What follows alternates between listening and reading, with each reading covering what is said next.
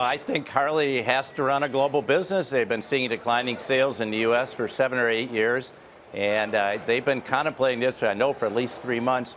And the Thailand move was the first to move away from Kansas City to be more competitive and get to smaller vehicles. But the steel and aluminum tariffs probably were the straw that broke the camel's back. And I think they have to go this way. They have no choice. They have to run a business. I was just with a large group of global CEOs. They're all thinking the same way, that we have to run our business. So they may be grateful for the tax cuts, grateful for the easing of regulations.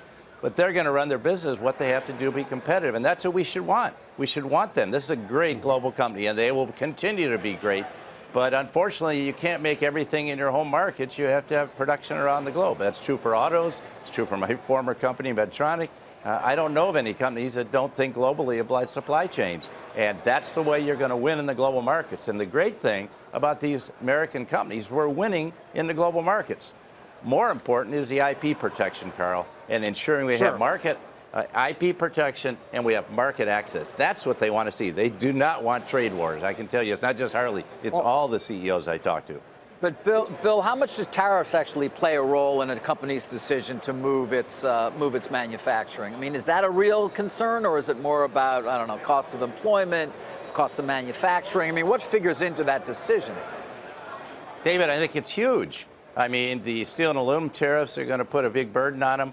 And the threat of the 25% tariffs with China, which I'm pleased that Secretary Mnuchin convinced them to back off from, but they don't know whether that's coming or not. And I think the fear of that says they have to get out from under that. And I'm sure the autos are thinking the same way, that they do not like tariff wars and they can't be in that position. And these European tariffs on Harley, 31%.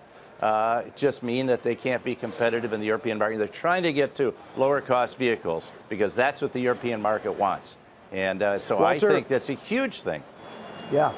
Walter, what about the argument that the president would probably give, that I'm playing a longer game, trying to fix some more structural problems? And I just gave you tax cuts, by the way, which are another way of leveling the playing field here domestically.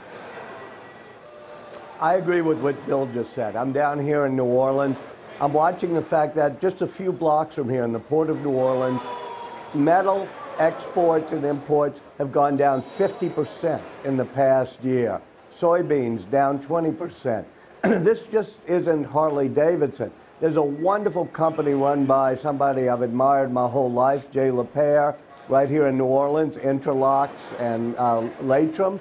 They make everything from conveyor belts to shrimp peeling equipment.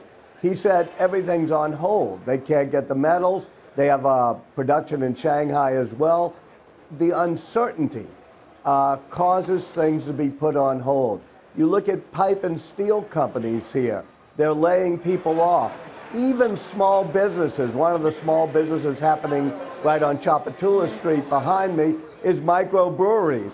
2 of them have stopped right now because they can't get the metal and aluminum to do their distilleries.